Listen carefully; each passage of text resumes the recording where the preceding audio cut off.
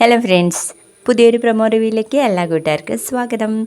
അപ്പോൾ നമ്മുടെ സുഭാഷിൻ്റെ ആ ഒരു തെറ്റിദ്ധാരണ മാറ്റുവാണ് നമ്മുടെ സുധീഷിൻ്റെ ലക്ഷ്യം കേട്ടോ ഇന്നത്തെ എപ്പിസോഡിൽ. അന്നേരം സുഭാഷും നിധിയും നികേഷും കൂടെ സംസാരിച്ചുകൊണ്ടിരിക്കുകയാണ്. അവിടേക്ക് നമ്മുടെ സുധീഷ് വന്നിട്ട് പറയും, സുഭാഷ് ഏട്ടാ, നിങ്ങൾക്കുണ്ടായ വിഷമം അത് ഞാൻ ഇന്ന് മാറ്റിത്തരും. ഇവിടെ വന്ന ജോത്സ്യം പറഞ്ഞ ആ ഒരു വിധി ഉണ്ടല്ലോ, അത് ഞാൻ നിങ്ങൾക്ക് മാറ്റിത്തരണേ, കാണിച്ചു തരാന്ന് പറയും. നേരെ നിധി ചോദിക്കുന്നുണ്ട് കേട്ടോ, അതെങ്ങനെ പറ്റും? അതേ നിധി, ഒരു ജോത്സ്യം പറഞ്ഞതാവില്ല മറ്റൊരു ജോത്സ്യം പറയുന്നത്, അത് ഞാൻ ഇന്ന് നിങ്ങൾക്ക് കാണിച്ചു തരാമെന്ന് പറഞ്ഞിട്ട് ഹരീഷിനെയും കൂട്ടിയിട്ട് സുധീഷ് കുറച്ച് ജോത്സ്യന്മാരെ തപ്പി ഇറങ്ങുക. എന്നിട്ട് വരുമ്പോൾ 4 ജോത്സ്യന്മാരെയും ഓട്ടോറിക്ഷയിൽ കയറ്റിയിട്ടാണ് കേട്ടോ വരുന്നത്. അത് കാണുന്ന ഭാസ്കരൻ അങ്ങ് അന്തം വിട്ടു പോവുകയാണ്. എന്നിട്ട് ചോദിക്കും, ഇതെന്താടാ, ഇവരെ വെച്ച് അഷ്ടമംഗല യോഗം ഉണ്ടാക്കാൻ വേണ്ടിയിട്ട് പോകുകയാണോ എന്ന് ചോദിക്കുമ്പോൾ നമ്മുടെ ഈ സുധീഷ് അങ്ങ് കയറി ചെന്ന് പറയും, ഇവിടെ വെച്ചാണ് നമ്മുടെ സുഭാഷ് ഏട്ടനെ അങ്ങനെ ഒരു തെറ്റിദ്ധാരണ ഉണ്ടായത്. അപ്പോൾ ഇവിടെ വെച്ച് തന്നെ അത് വേരോടെ പിഴുതെടുക്കാനുള്ള പരിപാടിയാണ്, അത് ഇവരെ വെച്ച് ഞാൻ നടത്തി കാണിച്ചു തരാം നിങ്ങൾക്ക് എന്നൊക്കെ പറഞ്ഞിട്ട് ഹരീഷിനെയും കൂട്ടി അങ്ങ് ഉള്ളിലേക്ക് പോകുകയാണ്. അങ്ങനെ ഓരോ ജോത്സ്യന്മാരായിട്ടാണ് കേട്ടോ വിളിക്കുന്നത്. അപ്പോൾ ഒരു ജോത്സ്യനെ വിളിക്കുമ്പോൾ തന്നെ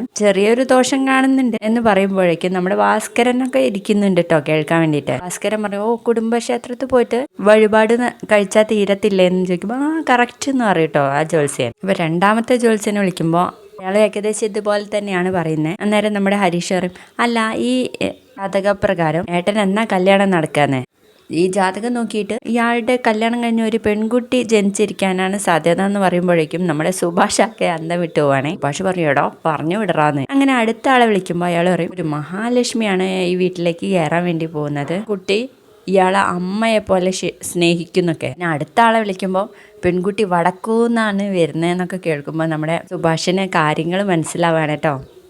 ഒരു ജോത്സ്യൻ പറഞ്ഞതായിരിക്കില്ല മറ്റൊരു ജോത്സ്യൻ പറയുന്നതെന്ന്. അതോടെ ആ തെറ്റിദ്ധാരണ നമ്മുടെ സുധീഷായിട്ട് മാറ്റി കൊടുക്കുകയാണ് സുഭാഷിന്റെ.